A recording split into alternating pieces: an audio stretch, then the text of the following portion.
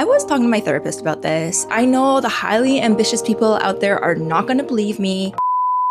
I am 25 and I am currently sitting in a bedroom in Taipei, Taiwan that I rented out for 1 month just to learn Mandarin. I am having a really amazing time exploring the city, trying new food, and finally taking the time to learn a new language, which has been on my New Year's resolution list for years now. But there is still this nagging voice inside my head that keep repeating these two thoughts. One, that I should be focusing on my career, and two, that I am falling behind in life. And I feel like these are common thoughts that people might have, not just in their 20s. So I just wanted to say you are not alone. And in this video, I wanted to share how I navigate these conflicts in my head. Hi, my name is Alice. If you like anything wellness, self-improvement, mindset, living your best and happiest life, I hope you hit that subscribe button. So problem number one, I should be focusing on my career. So I graduated 3 years ago with a Bachelor of Nursing, and I've been working as a nurse for the past 3 years. Every year for the past 3 years, I've been taking breaks from work to take these long trips, like 3 to 4 month long trips. And I have a lot of friends that are currently getting their master's degrees, that are progressing up in their careers and moving forward in very traditional ways.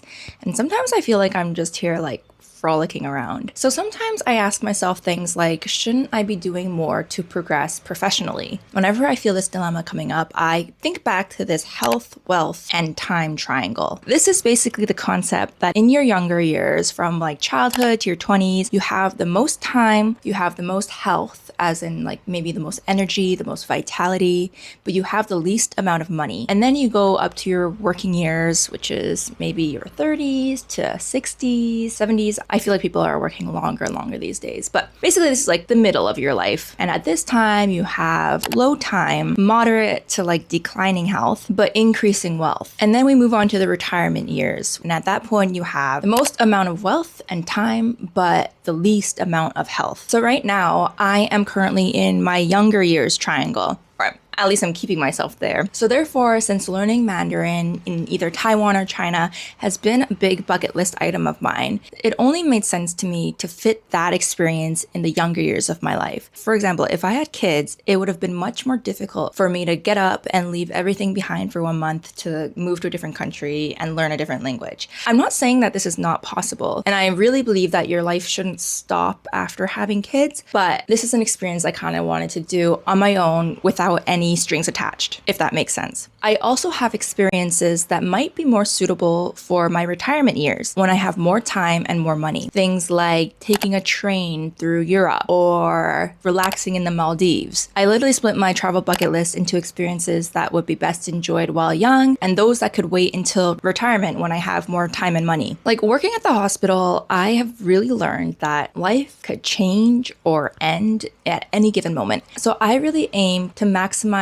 experiences that are memorable and meaningful to me at this phase of life. If you're in your 20s and your career and your work is meaningful to you, like I love that for you. And it is absolutely reasonable for you to be working and focusing on your career at this time. Like everyone's interests and priorities and passions change. And as you go through life, what is meaningful to you will change as well. As you grow older, your passions and priorities will change. One exercise that I find really helpful is to time bucket your life. This exercise comes from the book Die with Zero by Bill Perkins. Time bucketing is a planning method that breaks your life into 5 to 10 year segments. There's like your 20s, your 30s, your 40s, your 50s, etc. So in order to do this, draw a timeline on a piece of paper and break it up into chunks, like the different chapters of your life. And then once you've done this, brainstorm all the experiences you want to have. Create a master list of all the things you want to do, everything you want to learn, and all the things you want to experience. Once you've done this, assign each experience into a different bucket, keeping in mind your health, wealth, and time at that age. So this here is a very vague version of my time bucket. So from like 25 to 30, so for the next 5 years right now, I really want to prioritize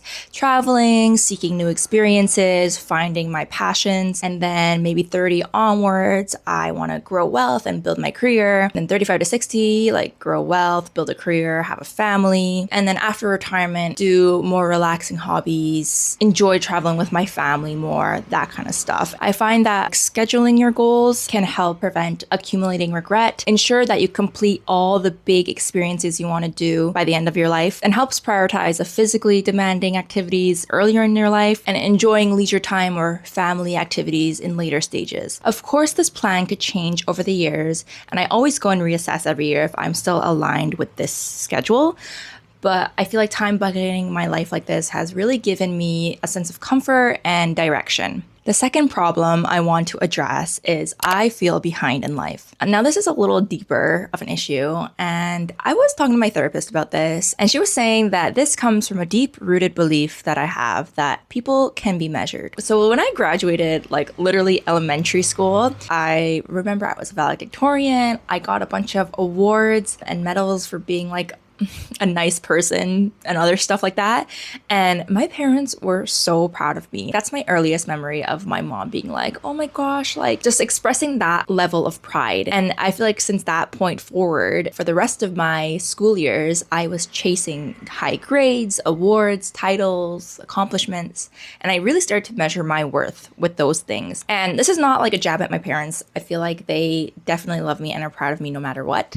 But in my little 10-year-old brain, like those external things equaled worth. Now that I am outside of school, you don't have those specific metrics that you could measure yourself on. I realized I subconsciously started to measure people on other things. So for example, like if someone had bought a house, in my head, that's like +1 point for them. If someone started working at a prestigious job, in my head, that's another +1. Or someone moved to a bigger, nicer city, that's like another point for them in my head. And then I would like quickly add up all their points and compare to the number of points that I thought I had in my head. And you know, like no one wants to admit that they're doing that, but when you talk to people, you kind of realize that we're doing that in one way or another. And this is not a healthy way to live, because there will always be someone on this world that you will find that has more points than you. So anyway, I was talking to my therapist about this, and what she said was that in order to get rid of this feeling, you have to truly and genuinely believe that your worth comes from simply existing. You don't need an impressive job title or a million followers or to be on the Forbes 30 under 30 list or win an Olympic medal to be worthy. Like, you are not inferior nor superior to anyone. You simply existing is enough. And I know to some, this is a crazy concept. Like, if you told me this in high school, I might have laughed. Like, I know the highly ambitious people out there are not going to believe me. I know you might be thinking things like, if I become completely okay with the idea of simply existing, won't I stop striving? Won't I just become lazy? Won't I just fall behind in life even more? But you know, when I look back at all the things that I'm most proud of in my life so far, they didn't come from a place of trying to be better than anyone or trying to impress someone. They came from a place of genuine interest and passion I had within myself, and not